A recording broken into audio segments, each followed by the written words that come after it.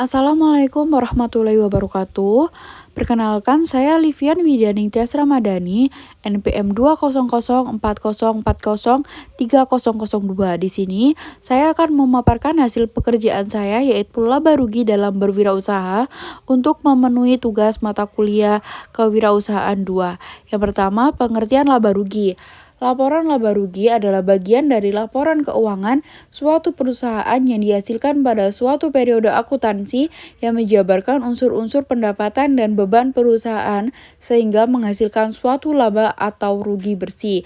Laporan laba rugi bisa dibuat dalam periode 1 bulan, 1 tahun, atau berdasarkan konsep perbandingan yang disebut juga konsep pengaitan atau pemadanan antara pendapatan dan beban yang terkait. Laporan ini masuk ke dalam 4 laporan keuangan utama perusahaan dan sebagai penghubung antara 2 laporan neraca. Jenis dan contoh laporan laba rugi. Yang pertama, laporan laba rugi single step.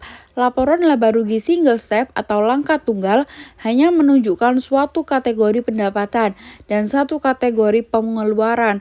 Format ini kurang bermanfaat bagi pengguna eksternal karena mereka tidak dapat menghitung rasio efisiensi dan profitabilitas dengan lingkup data yang terbatas. Laporan ini bersifat sederhana, tidak berisi detail perputaran keuangan yang terjadi pada perusahaan tersebut dan biasanya laporan ini dipakai oleh perusahaan.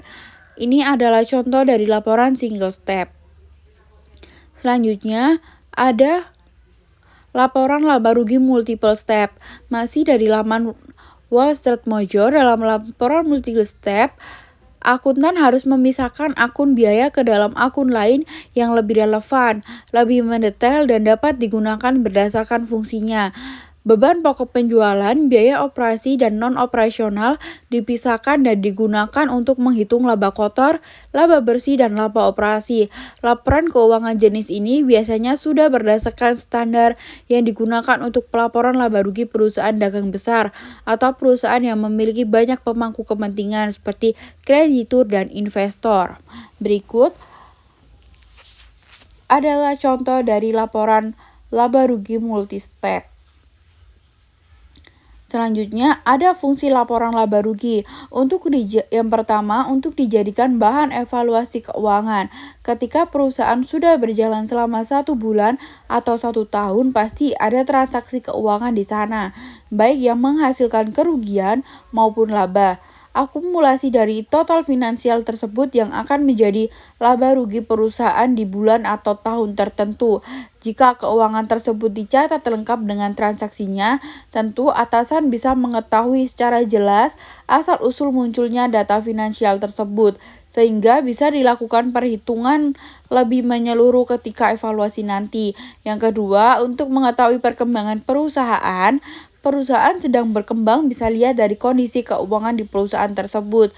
Jika lebih besar keuntungan atau laba dibandingkan rugi, tentu prospek perusahaan ke depan akan semakin meningkat. Apalagi jika dibarengi dengan peningkatan alat produksi, sumber daya manusia, dan lainnya. Maka dari itu, mengetahui perkembangan perusahaan, atasan harus benar-benar tahu data-data keuangannya. Selanjutnya, untuk mengatur langkah kebijakan atasan. Jika di dalam laporan tersebut kerugian terbanyak akibat alat produksi yang tidak bekerja, maka di tahun berikutnya bisa digantikan dengan aplikasi yang lebih menguntungkan. Seperti apabila produk A lebih unggul dari produk B, maka di tahun produksi A lebih ditingkatkan dibandingkan produksi B. Siapa yang menggunakan laba rugi? Yang pertama ada pengguna internal. Pengguna internal termasuk manajemen perusahaan dan dewan direksi yang menggunakan informasi ini untuk menganalisis posisi bisnis dan membuat keputusan untuk menghasilkan keuntungan. Mereka juga bertindak berdasarkan masalah apapun terkait arus kas. Yang kedua, pengguna eksternal. Pengguna eksternal terdiri dari investor, kreditor, dan pesaing. Investor memeriksa apakah perusahaan diposisikan untuk tumbuh dan menguntungkan di masa depan, sehingga mereka dapat memutuskan apakah akan laba rugi. Yang pertama, pendapatan atau penjualan. Nilai ini akan menjadi biaya kotor yang terkait dengan pembuatan barang yang dijual atau dalam menyediakan layanan. Yang kedua, harga pokok penjualan atau HPP, yang dimana HPP adalah item baris yang menggabungkan biaya langsung yang terkait dengan penjualan produk untuk menghasilkan pendapatan, seperti tenaga kerja, suku cabang, dan bahan. Yang ketiga adalah laba kotor. Laba kotor dihitung dengan mengurangkan HPP dari pendapatan penjualan. Yang keempat, beban pemasaran, periklanan, dan promosi. Biaya pemasaran, periklanan, dan promosi seringkali dikelompokkan bersama karena merupakan biaya yang serupa, semuanya terkait dengan penjualan dan pemasaran. Yang kelima, beban umum dan administrasi. Biaya ini termasuk bagian penjualan, umum, dan administrasi yang berisi semua biaya tidak langsung lainnya. Yang terkait dengan ada EBITDA, yaitu penghasilan sebelum bunga, pajak, depresiasi, dan amortisasi. Ini dihitung dengan mengurangi biaya beban tidak termasuk amortisasi dan depresiasi dari laba kotor. Yang ketujuh, depresiasi atau beban penyusutan dan amortisasi, yaitu biaya non-tunai yang dibuat oleh akuntan untuk menyebarkan biaya aset modal seperti properti, pabrik, dan peralatan. Yang kedelapan, pendapatan operasional atau yang biasa disebut dengan EBIT, yaitu mewakili apa yang diperoleh dari operasi bisnis reguler. Dengan kata lain, ini adalah laba sebelum pendapatan non-operasional. Biaya non-operasional, bunga atau pajak dikurangkan dari pendapatan. Yang kesembilan ada bunga. Perusahaan biasanya membagi beban bunga dan pendapatan bunga sebagai item baris terpisah dalam laporan laba rugi. Ini dilakukan untuk merekonsiliasi perbedaan antara EBIT dan EBT. Beban bunga ditentukan oleh jadwal hutang. Selanjutnya ada biaya lainnya, yaitu pengeluaran lain mungkin termasuk pemenuhan teknologi, penelitian, dan pengembangan, kompensasi berbasis saham, biaya penurunan nilai, keuntungan atau kerugian atas penjualan investasi.